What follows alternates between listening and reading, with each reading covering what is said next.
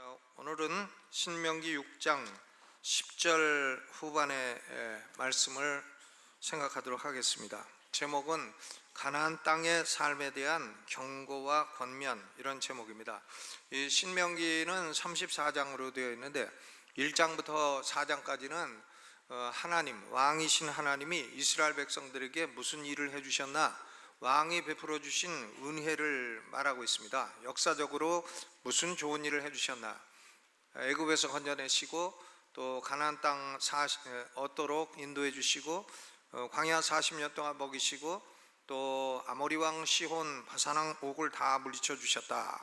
왕이 그런 은혜를 베풀어 주셨다, 이걸 얘기를 하고 있고, 왕이 그런 은혜를 베풀어 주셨기 때문에 백성들에게 요구할 권리가 있는데 뭘 요구하시나, 5장부터 26장까지는 왕의 요구사항을 기록을 하고 있어요. 근데 5장부터 11장까지는 왕이 요구하는 내용의 기본적인 원리, 근본적인 원리를 말씀하고 있고, 12장부터 26장까지는 그 근본적인 원리가 구체적인 케이스에 어떻게 적용이 되는가 하는 이 케이스로를 말하고 있습니다.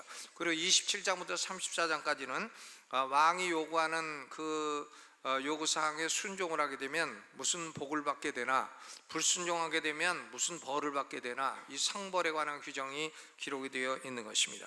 5장부터 11장까지가 왕이 당신이 구원한 백성들을 향한 요구하시는 기본적인 삶의 원리가 뭔가 하는 것인데, 기본적인 삶의 원리는 10계명으로 요약이 되는 겁니다. 하나님이 구원받은 성도들에게 뭘 요구하시나, 10계명을 요구하시는 거예요. 10계명을 마음에 품고 살아라 하는 거죠. 근데 그것을 10계명 10가지니까 복잡하니까 그걸 한마디로 딱 줄이면 어떻게 되나, 그게 신명기 6장 5절입니다. 너는 마음을 다하고 성품을 다하고 힘을 다하여 내 하나님 여호와를 사랑하라. 이것이 가장 크고 첫째가는 계명이라 그랬어요. 그러니까 하나님, 왕 되신 하나님이 구원하신 이스라엘 백성들에게 요구하는 것은, 내가 너희를 구원했으니까 너희는 나를 전심을 다해서 사랑을 해라 하는 것입니다. 그러면 여기 신명기 6장 10절 이하는 무슨 말씀인가? 이제 왕이 이스라엘 백성들에게 가나안 땅을 줄 것인데, 가나안 땅에 들어가게 되면 어떻게 살아야 되나 하는 가나안 땅의 삶의 기본 원리를 말씀하고 있어요.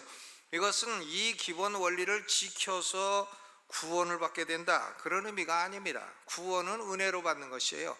애굽에서 이미 구원받았으니까 이제는 가나안 땅에 들어가면 이렇게 살면 축복을 받게 된다 하는 축복받는 삶의 원리를 말씀을 하는 것입니다. 구원의 조건이 아니라 축복의 조건을 말씀하는 것이고, 칭의의 조건이 아니라 성화의 조건을 말씀하는 것이고, 기본 구원의 조건이 아니라 건설 구원의 조건을 말씀을 하는 것입니다. 이렇게 살면 구원받은 백성들은 축복을 받게 된다 하는 말씀인 것입니다. 우리가 읽은 본문 6장 10절부터 시작해서 25절까지는 두 부분으로 나눌 수가 있어요. 하나는 가나안 땅에 들어가게 되면 겪게 될 위험이 있다, 위험, 데인저, 위험에 대한 경고, 이게 하나가 있고, 또 하나는 가나안 땅에 들어가서 항상 복을 받고 살려면은 이렇게 살아야 된다 하는 7가지 권면 해서 이 말씀의 제목을 가나안 땅의 삶에 대한 경고와 권면, 경고와 권면, 이 두 가지를 가지고 다뤄보고자 합니다. 먼저 가나안 땅에 들어가서 겪게 될 위험에 대한 경고, 그것이 10절로 12절에 나와 있습니다. 모세는 지금 모압 평야에서 광야 40년 동안 태어난 새로운 신세대에게 율법을 강론을 하고 있는 것인데, 이제 가나안 땅에 들어가게 되면 여러 가지 위험이 다가오게 될 것이다, 이걸 경고를 하고 있어요. 6장에도 경고하고 있고 7장에도 경고하고 있고 8장에도 경고하고 있는데, 먼저 7장에서는 뭘 경고하냐 하면, 가나안 땅에 7가지 족속 7족이 있다, 가나안 7족, 이 이방 족속들이 너희를 대적하게 될 것이다. 그런데 이방 족속이 아무리 대적해도 그건 조금 더 두려워하지 말라고 하셨어요. 왜냐하면 신명기 7장 21절에 크고 두려운 하나님이 너희 중에 계시기 때문이라. 그러니까 이방 원수들의 공격은 무서워할 거 없다 그겁니다. 두려워하지 마라. 근데 그런 공격의 위험은 있다 하는 것이 7장이고, 신명기 8장에서는 광야 40년 동안 가르친 교훈을 잊어버리지 말라는 거예요. 광야 40년 동안의 교훈은 뭔가 하면 하나님이 신명기 8장 16절에 너희를 낮추시고 마침내 복을 주시지 않았느냐, 너희가 낮아질 때 복을 받지 않았느냐. 그러니까 낮아지면 복이 오는 건데 너희가 영적으로 교만해지면 복이 사라지게 되니까 영적인 교만심을 경계를 해야 된다, 그런 말씀이에요. 그러니까 신명기 7장은 가나안 7족의 위험이고 신명기 8장은 영적인 교만의 위험을 경계를 하고 있는데, 신명기 6장에서는 뭘 경계를 하고 있나? 이 두 가지 위험보다도 실제적으로 더 큰 위험을 경고하고 있는 것입니다. 그게 바로 뭐냐면 번영의 위험이에요. Danger of prosperity, 번영의 위험. 사람이 부자가 되게 되면, 잘 먹고 잘 살게 되면 신앙을 버릴 위험이 있다는 거예요. 그런 위험을 지금 경고하고 있는 것입니다. 신명기 6장 10절로 11절에 가나안 땅에 들어가게 되면 하나님이 맹세하신 대로 이스라엘 백성들에게 번영을 주리라고 하셨어요. 내가 건축하지 아니한 크고 아름다운 성읍을 얻을 것이다. 또 내가 채우지 아니한 아름다운 물건이 가득한 집을 얻게 될 것이다. 그리고 내가 파지 않은 우물을 얻게 될 것이다. 내가 심지 아니한 포도원과 감람나무를 얻게 하실 것이다. 그래서 너는 배불리 먹고 또 등이 따뜻하고 배부르고 부자가 될 것이다, 이런 말씀이에요. 여러분, 이 지금 모세의 강론을 듣는 새로운 세대는 얼마나 축복된 세대입니까? 그것은 왜냐하면 하나님이 아브라함, 이삭, 야곱 그 조상들에게 약속하신 것을 이 사람들은 실제로 받게 되는 거예요. 아브라함도 뭐 자기 아내가 죽은 그 장례터 마므레 동산 그거 하나만 가지고 있지 그 땅을 소유하지 못했습니다. 그런데 이제 이 세대는 다 그 땅을 소유하게 되고 그 땅에서 온갖 복을 다 받게 돼요. 도시를 얻게 되고 성읍, 도시를 얻게 되고 집을 얻게 되는데 집에 보니까 온갖 가구가 다 있고 그 가구에 먹을 게 잔뜩 다 들어있고, 어느 집에 들어갔더니 냉장고 안에 고기도 있고 음료수도 있고 주스도 있고 두부도 있고 다 들어있고 침대도 있고 또 뭐 이불도 있고 뭐 다 있더라. 가스레인지도 있고 그냥 공짜로 설치하지 않았는데 다 있더라. 그런 집을 얻게 된다 이거. 우물도 자기가 판 것이 아닌데 우물이 딱 있고, 포도원도 자기가 심지 않은 나무가 큰 포도원을 얻게 되는데 거기 열매가 주렁주렁 달리고, 이런 것을 다 얻게 된다. 이게 다 공짜 배기로 자기가 한 것도 아니고 가나안 칠족들이 다 해놓은 걸, 그런 걸 다 공짜로 얻게 된다는 겁니다. 아유, 얼마나 좋은 일이에요. 40년 동안 고생만 했는데 이런 말을 들을 때 얼마나 이 사람들이 기쁘고 기대감이 크겠습니까? 여러분, 이 모든 것은 다 좋은 것이에요. 그리고 사람이 살아가는데 필요한 것입니다. 하나님은 당신의 백성들에게 좋은 것을 아끼지 아니하시고 주시는 하나님이십니다. 여러분, 하나님은 우리한테 좋은 걸 아끼십니까? 아끼지 않으십니까? 아끼지 않으시고 주십니다. 하나님은 우리에게 복을 주십니다. 복은 하나님이 주시는 거예요. 하나님이 복을 주십니다. 좋은 걸 주시죠. 선물도 좋은 것이고 선물을 주시는 하나님도 좋은 분이에요. 우리의 공동생활을 위해서 필요한 도시도 주시고, 가정생활을 위해 필요한 집도 주시고 포도원도 주시고, 개인 생활을 위해서 필요한 모든 우물도 주시고 뭐 먹을 것도 주시고 다 주시는 하나님이십니다. 노력해서 받은 것도 아니고 가나안 7족이 해놓은 걸 공짜 배기로 다 얻게 되었다. 얼마나 놀라운 일입니까? 잠언 13장 22절 후반에 보니까 죄인의 재물은 의인을 위하여 쌓이느니라. 죄인들이 부지런히 돈 벌어놓으면 의인들이 다 갖다가 쓰게 된다, 이제 그런 얘기예요. 이게 그 이스라엘 백성들에게 그대로 일어났습니다. 주시는 하나님도 좋은 분이고 주시는 선물도 좋은 것이고 문제가 없어요. 그런데 이스라엘 백성들이 가나안 땅에서 하나님이 주신 선물을 배불리 먹고 마시고 누릴 때에 큰 위험이 거기 도사리고 있다는 겁니다. 가나안 7족의 공격 위험보다 더 크고 영적인 교만심의 위험보다도 더 큰 위험이 도사리고 있다는 겁니다. 그건 뭔가 하면 축복을 받게 되면 복 주신 하나님을 잊어버리게 되는 그런 위험이에요. 이스라엘 백성들에게 문제가 일어나는 거예요. 하나님에게 문제가 있는 거 아니고, 하나님이 주신 선물에 문제가 있는 게 아니고 백성들에게 문제가 일어나요. 12절에 너는 조심하여 너를 애굽 땅 종되었던 집에서 인도하여 내신 여호와를 잊지 말라. 잊지 말라. 번영의 위험입니다. 번영의 위험은 복 주신 하나님을 잊어버릴 위험성을 낳게 되는 것입니다. 번영의 위험이죠. 다른 사람이 뭐 잊어버리든지 말든지 그건 다른 사람이 알아서 할 것이고, 네가 잊지 말라는 거예요. You yourself, 너 자신이 번영할 때에 하나님을 잊어버리지 말라는 겁니다. 아이고 저 김 집사가 생각해야 되는데 박 집사가 그런 것 남 생각하지 말고 너 자신이 번영이 올 때에 여호와를 잊어버리지 말라, 그런 얘기인 것입니다. 하나님을 잊어버린다는 것은 단순히 기억에서 사라진다 하는 인식의 문제가 아닙니다. 이것은 행동의 문제예요. 하나님을 행동으로 자신의 삶에서 밀어내버리고 고의적으로 무시하고 하나님을 멸시하고 하나님을 아는 척을 안 하고 이러는 것입니다. 행동으로 잊어버리는 것이에요. 삶의 목적이 이제부터는 하나님께 영광을 돌리고 그러는 것이 아니고, 어떻게 하면 더 나은 도시를 만드나, 어떻게 하면 더 나은 집을 얻나, 어떻게 하면 더 나은 포도원을 얻고 포도 더 맛있는 걸 재배를 하나, 어떻게 하면 더 큰 우물을 얻나, 이런 데 관심을 두게 되는 것입니다. 하나님을 신뢰하고 사는 것이 아니라 하나님이 주시는 축복을 신뢰하고 사는 것입니다. 하나님을 잊어버려요. 주신 분은 잊어버리고 준 것만 좋아한다, 그런 얘기죠.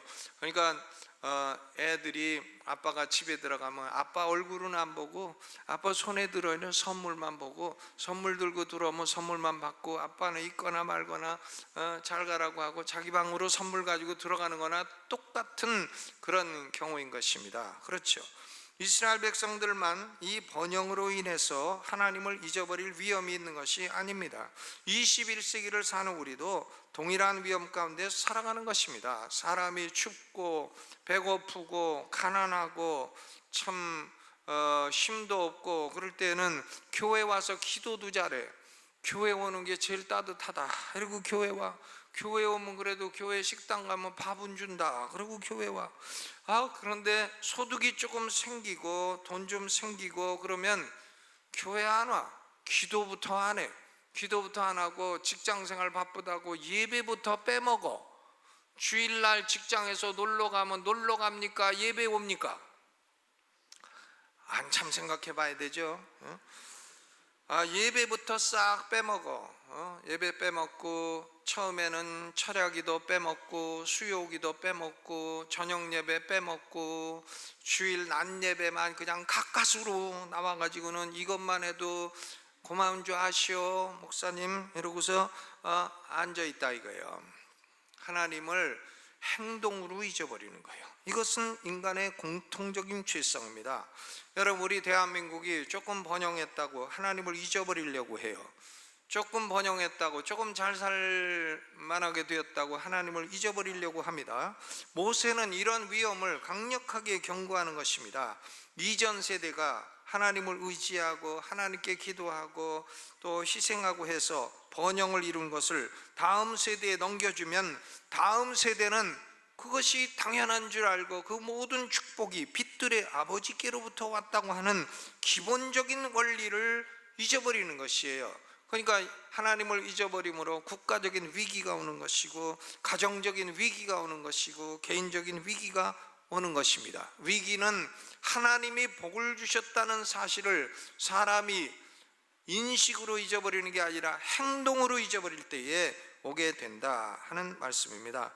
모세 이후의 선지자들은 이스라엘 백성들이 하나님을 잊음으로 인해서 포로가 되는 고통을 겪게 되었다고 선포를 했습니다. 호세아 선지자가 호세아 13장 5절로 6절에 내가 광야 마른 땅에서 너를 권고하였거늘 광야에서 그렇게 모세를 통해 너희를 가르쳤거늘 저희가 먹이운 대로 배부르며 배부름으로 마음이 교만하여 이로 인하여 나를 잊었느니라. 잊었느니라. 이스라엘 백성이 하나님을 잊어버렸어요. 그 결과 어떻게 됐나? 호세아가 예언하던 대상이던 북왕국 이스라엘은 결국 BC 721년에 아수르에 의해서 멸망당하고 아수르의 칼에 의해서 결국은 망하고 말았던 것입니다. 하나님을 잊어버리면 이것은 큰 위험과 위기가 오게 된다 하는 말씀이죠. 여러분, 그러니까 우리가 먹고 살만하고 부자가 되면 하나님을 잊어버려서는 안 될 줄로 믿습니다. 머리로는 알지만 머리로 잊어버리지 말라는 게 아니라 행동으로 잊어버리지 말라는 거예요. 하나님을 예배하는 일을 중요하게 여기라는 것입니다. 하나님께 영광 돌리는 것을 사소하게 여기지 말라는 것이에요. 두 번째로 13절로부터 25절까지는 가나안 땅에 들어가서 항상 복을 누리고 살려면 어떻게 해야 되나? 7가지 권면을 말씀을 하고 있어요. 물론 7가지를 한마디로 딱 줄이면 마음을 다하고 성품을 다하고 힘을 다하여 여호와를 사랑하라는 거예요. 그런데 한마디 하면은 이제 구체적인 걸 잘 모르니까 7가지로 모세가 나누어서 말을 하는 것입니다. 첫째는 13절 전반에 내 하나님 여호와를 경외하라 그랬어요. Fear God, fear. 하나님을 경외하라. 왜 경외하나? 하나님의 손에는 사망도 있고 생명도 있고, 그러니까 하나님은 살리기도 하고 죽이기도 하시니까 하나님을 무서워하라는 거예요. 하나님을 경외하라. 신명기에는 14번이나 반복되고 있는 말씀이 하나님을 경외하라는 말씀입니다. Fear God. 하나님은 능히 죽이기도 하고 살리기도 하시고, 능히 높이기도 하고 낮추기도 하시고, 능히 부자가 되게 하시고, 능히 부자에게 재물을 빼서 가난하게도 하시고, 능히 오래 살게도 하시고, 능히 죽이기도 하시고, 능히 다 하신다 이거죠. 하나님은 이런 능력이 있는 분이니까 두려워해라 하는 얘기인데, 이 율법서만 하나님을 경외하라는 걸 강조하는 게 아닙니다. 지혜서도 하나님 경외함을 강조하고 있어요. 잠언 1장 7절에 여호와를 경외하는 것이 지식의 근본이라. 잠언 9장 10절에는 여호와를 경외하는 것이 지혜의 근본이라. 지식의 근본도 하나님 두려워하는 거고, 지혜의 근본도 하나님을 두려워하는 거고, 참된 지식과 지혜는 하나님을 두려워하고 존경하는 것이라 하는 말씀입니다. 하나님을 두려워할 줄 모르고 함부로 대하고 그러는 사람은 지식도 없는 사람이고 지혜도 없는 사람인 것입니다. 어떤 사람은 그래, 나는 율법은 싫다, 근데 지혜서는 좋다, 전도서 잠언 그런 건 좋다 그래요. 근데 율법하고 지혜서하고 똑같은 얘기를 하는 거예요. 여호와를 경외하라. 아멘.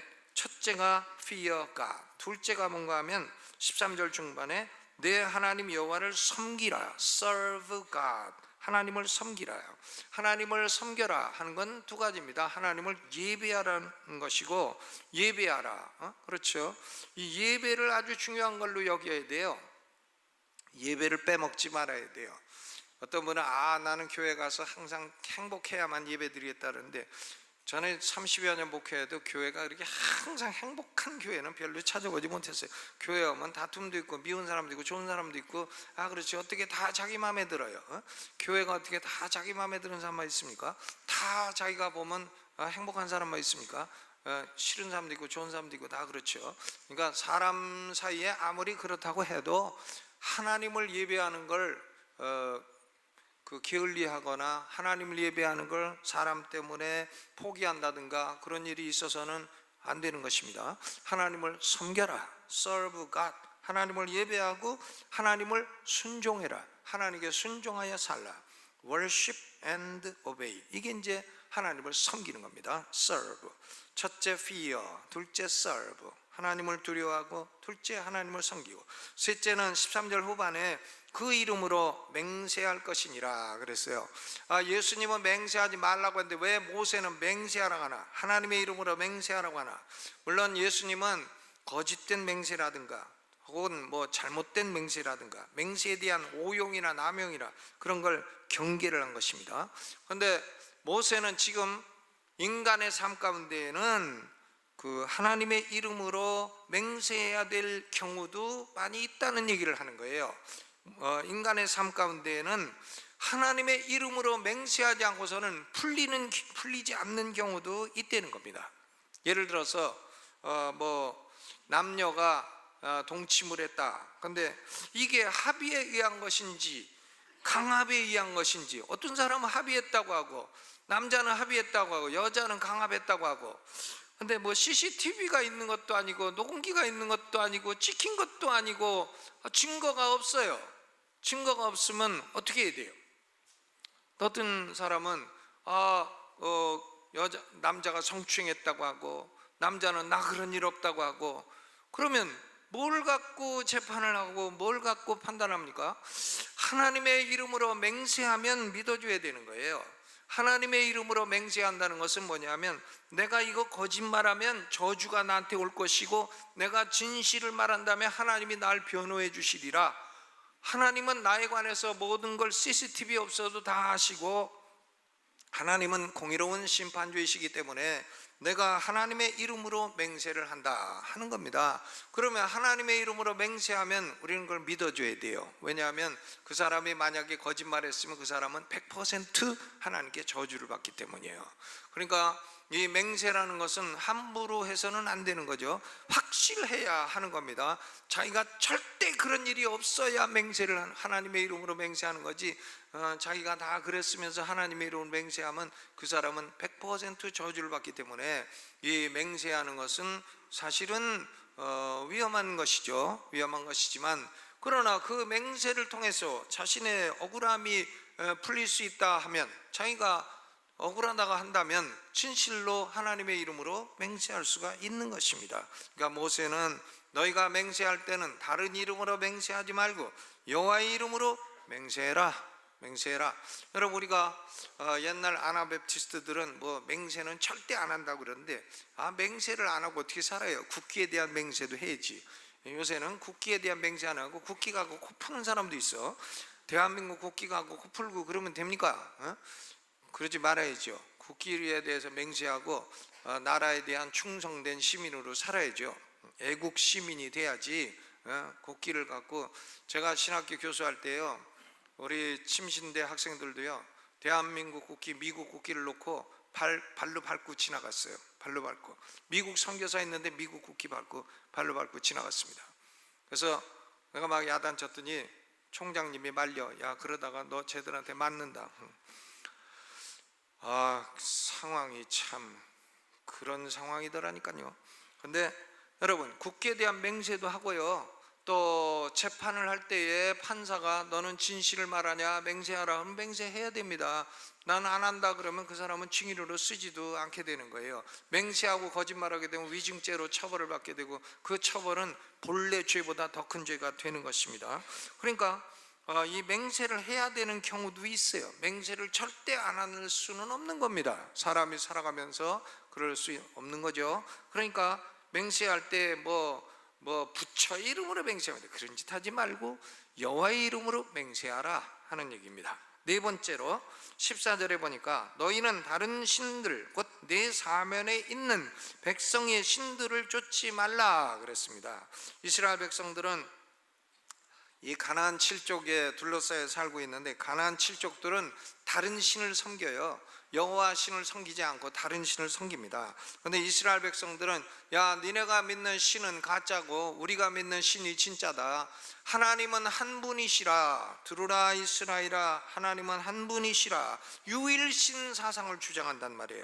그러니까 이방 사람들은, 가나안 7족들은 이 유일신을 주장하는 이스라엘 백성들을 조롱하고 비방합니다. 왜냐하면 야 여호와만 신이냐? 아니다. 우리 신도 신이다. 우리 신도 능력도 행하고 우리 신도 신적인 역사를 행하고 우리 신도 예언도 하고 갖가지 능력을 행한다. 우리 신도 진짜 존재하는 신이다. 이러고 이제 비방을 하고 조롱을 합니다. 그런데 여러분, 이 세상에 아무리 능력을 행하고 아무리 무슨 기상천외한 짓을 하고 아무리 기적을 행하고 이사를 행하고 아무리 예언을 하고 그래도 여호와 하나님 이외에 다른 신은 신이 아니에요. 그것은 악신, 잡신, 귀신, 그건 하나님이 만드신 영물이에요. 천사들인데 타락한 천사들에 불과해요. 피조물들이지 그것들이 신은 아니다 이겁니다. 영물이지 신은 아니다 이거예요. 모든 영물이 다 신은 아니에요. 악신도 있고 잡신도 있고 가짜신도 있고, 뭐 영물이니까 돌아다니면서 사람 눈에 안 보이니까 온갖 악한 짓을 다 합니다마는 참신은, 천지를 창조한 참신은 여호와라는 이름하는 한 분이신 줄로 믿으시기를 바랍니다. 그러니까 이스라엘 백성들에게 가나안 칠족 다른 그 신들에게 미혹되지 말라. 그렇죠. 우리가 지금도 뭐 점쟁이한테 가면 점쟁이 얼마나 신령해, 뭐 딱 맞히잖아요. 딱 보면 딱 맞춰요. 점쟁이가요, 맞히죠. 점쟁이가 그러니까 밥 먹고 살지. 점쟁이도 맞히고, 뭐 무당도 뭐 또 별짓 다 하고, 뭐 죽은 사람하고 막 대화도 하고 별짓 다 하고 합니다만은 그것들은 다 거짓 신들이에요. 귀신 역사, 악신 역사이고요. 우리는 그런데 개입해서는 절대 안 될 줄로 믿습니다. 여러분, 21세기는 다른 형태의 위험이 있습니다. 모든 종교는 이름은 달라도 같은 하나님을 섬기는 것이라고 하는 종교다원주의예요. 이 종교다원주의는 이건 가나안 7족의 신들을 섬기는 것과 똑같은 것입니다. 그러나 참 하나님은 뭐 다른 이름을 가진 하나님이 아니라 예수 그리스도의 아버지 하나님이 참 하나님이에요. 예수 그리스도의 아버지 하나님 이외에 다른 신은 악신이고 잡신인 것입니다. 예수 그리스도를 믿음으로 알게 되는 아버지가 참 하나님이신 것입니다. 아멘. 요한복음 5장 23절에 아들을 공경치 아니하는 자는 그를 보내신 아버지를 공경치 않느니라. 아들을 믿지 않는 자는 그를 보내신 아버지를 믿지 아니하느니라. 예수를 믿지 않고 뭐 하나님을 믿는다고요? 어림도 없어요. 예수 믿지 않는 사람은 악신을 믿는 거예요. 귀신 들린 사람이에요. 예수를 믿지 않는 사람은 참 하나님을 믿는 사람이 아닌 것입니다. 저는 빌리 그레함 목사님 얼마 전에 돌아가셨는데 젊은 시절에 그분을 보면 얼마나 잘생겼는지, 키도 크고 영어도 잘해. 그냥 미국 사람이라 영어 발음도 얼마나 좋고 영어도 잘하고, 설교를 하면은 설교를 들으면 막 그 가슴이 뛰고 사람들이 많이 예수 믿고 전도자로 많은 열매도 맺고 아주 훌륭한 분인데, 근데 이분이 노년기에 배교자가 되었어요. 다른 종교에도 구원이 있다. 다른 종교도 다 천국 가는 다른 길이다. 이 헛소리를 하기 시작을 했어요. 헛소리를 해서 빌리 그레함이 죽고 나니까 그 미국의 유튜브라든가 이런 데 보니까 빌리 그레함은 지옥 가다 이런 영상이 많이 나오게 되었어요. 물론 지옥 갔는지 안 갔는지는 모릅니다. 그런데 지옥 갈 가능성도 무지하게 많다고 저는 생각해요.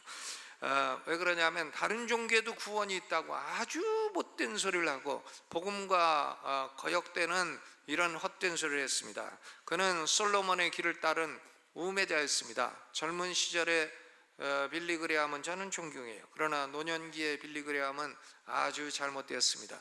저는 빌리 그레함 생긴 거 반만 생겨도 참 더 훌륭한 목사가 됐을 건데 이렇게 생각하는데, 내가 빌리 그레함 반도 못 생겨갖고 지금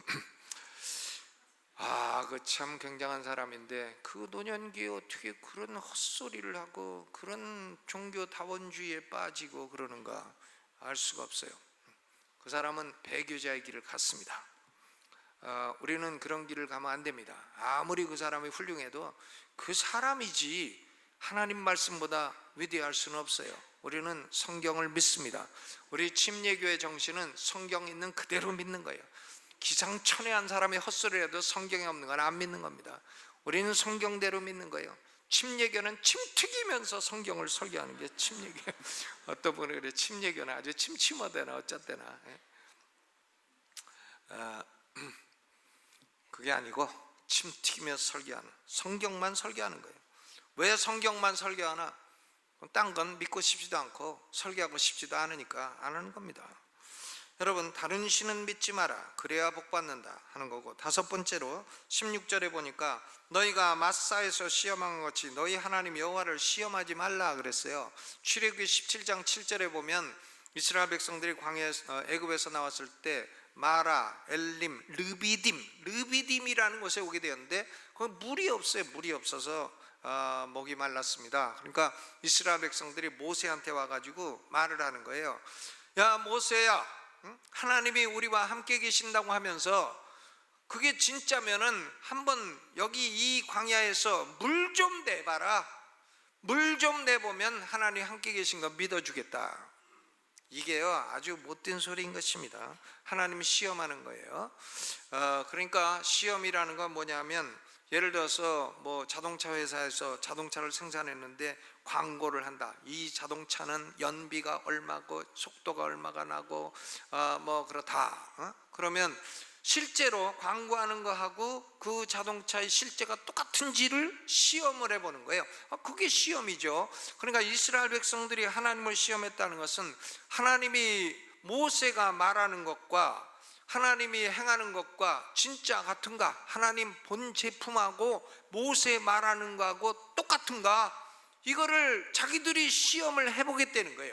하나님이 과연 우리 중에 계시면 물을 우리에게 먹여주시면 진짜 계시다고 믿어주겠고, 물을 못 먹이면 못 믿겠다. 이게 시험입니다. 그렇죠? 마태복음 4장 6절에 마귀가 예수님을 시험하는데, 예수님을 데리고 성전 꼭대기에 가가지고 마귀가 말하는 거예요. 이 꼭대기에서 한번 점프해봐라. 점프. 번지 점프도 아니고, 번지 점프는 줄이나 매고 뛰지.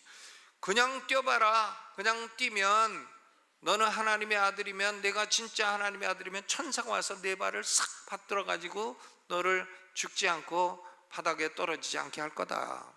그러니까 예수님이 그때 뭐라고 하십니까? 신명기 6장 16절을 인용해서 마귀를 물리칩니다. 기록되었으되 주 너의 하나님을 시험치 말라. 물리치셨어요. 여러분, 우리가 하나님이 우리 안에 계시고 성령이 우리 안에 계시고 하나님이 우리 가운데 함께 계십니까? 믿습니까? 예. 하나님이 우리와 함께 계시다면 나한테 요것 좀 줘보세요, 저것 좀 줘보세요, 내가 요거 주면 계시다고 믿겠고 안 주면은 안 계시다고 생각하겠습니다. 이런 기도는 하지 말아야 돼요. 그것은 하나님을 시험하는 기도인 것입니다. 하나님을 시험하지 말라.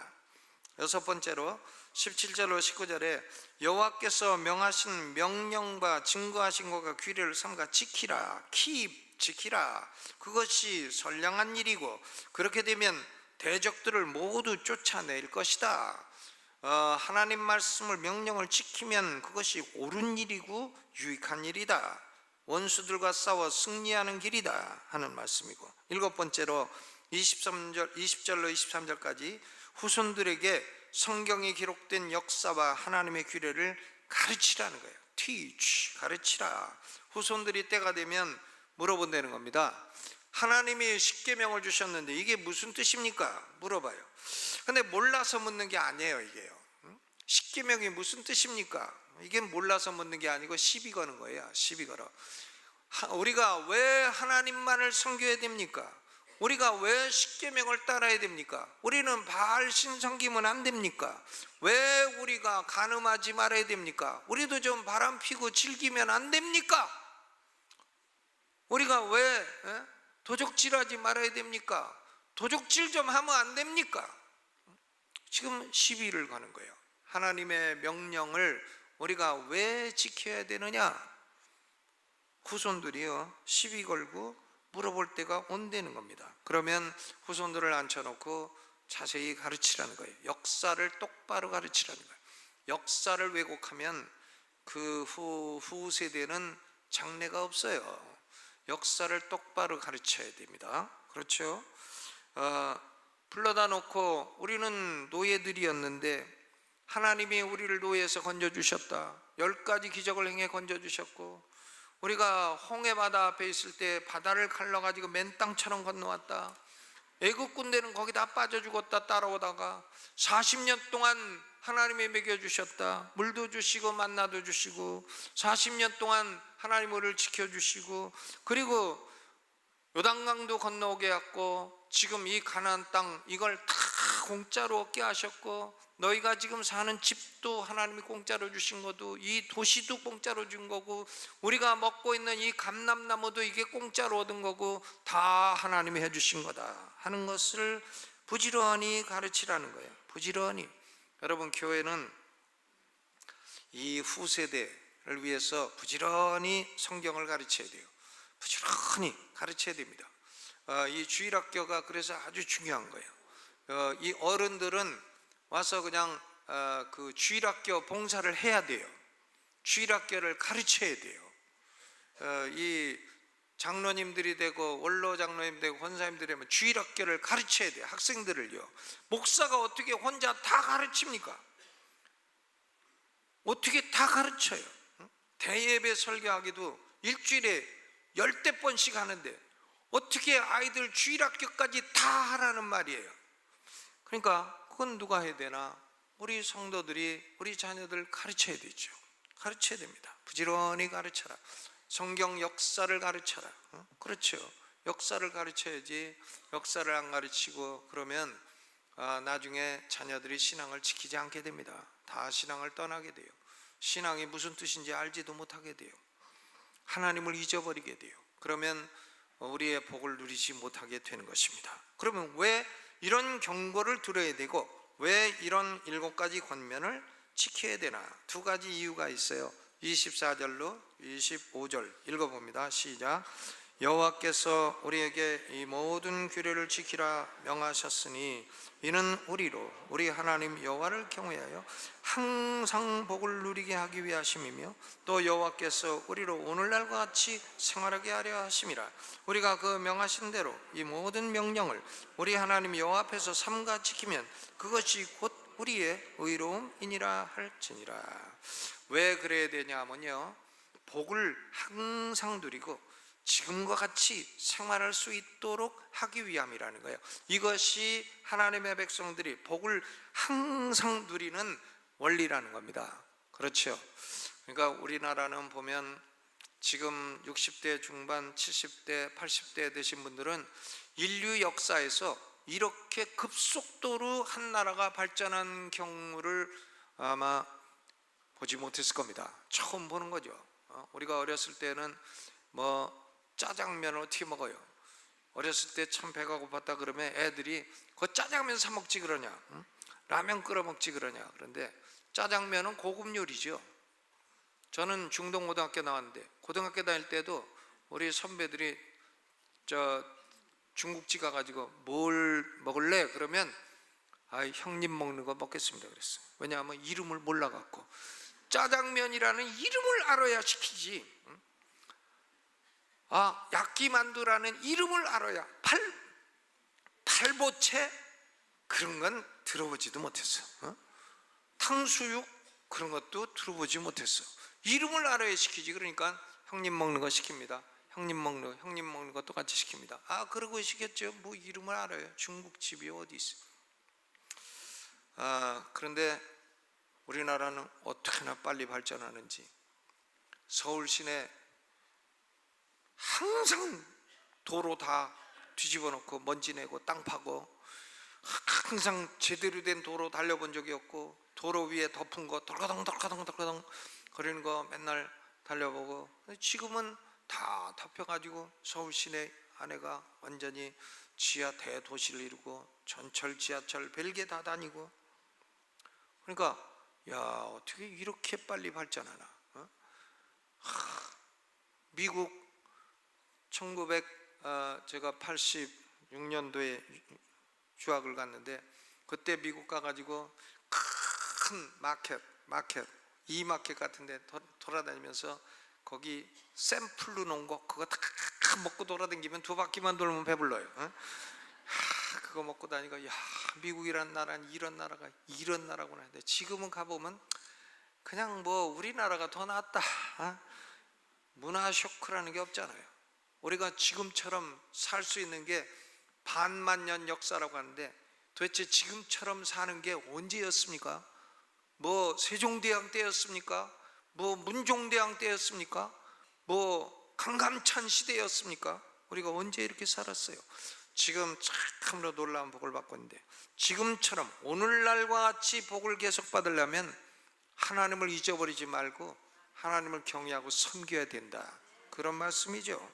또 이것이 우리의 의로움이라, 이것이 사람이 의롭게 사는 길이라는 거예요. 칭의라는 의미의 의로움이 아니라 성화를 이루는 의로움이라는 말씀인 것입니다. 저는 보니까 사람이 의롭게 사는 길은 역시 여호와를 잊지 말고 여호와를 경외하며 사는 거예요. 예수 믿고 사는 게 의롭게 사는 거예요. 예수 믿지 않는 사람들이 요새 뭐 바람 폈다고 걸리는데, 그럼 그 사람들이 권력을 얻어가지고 바람 피려고 얻지 못하라고 권력을 얻습니까? 권력 얻어가지고 자기가 그런 짓 하려고 얻는 거지. 예수도 안 믿는 사람이 그럼 뭐 권력 얻어가지고 깨끗합니까? 바보지.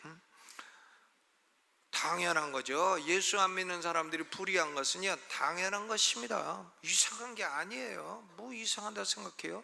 그 사람 공격하는 사람 뒤 파보면 5분만 파도 다 아이고 잘못했습니다 하고 꼬랑지를 확 내리리라고 저는 확신합니다. 그렇죠?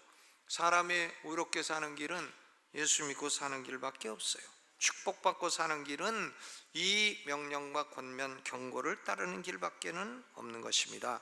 여러분, 우리가 지금과 같은 복을 계속 누리리라고 어떻게 확신할 수 있어요? 여호와 하나님 잊지 않고 여호와 하나님 섬기고 경외하고 살면 우리 후손들도 계속 복을 받아 항상 복을 누릴 수 있게 되는 줄로 믿습니다. 오늘 이 말씀이 우리 후손들에게 그대로 복이 되기를 주님의 이름으로 축원합니다.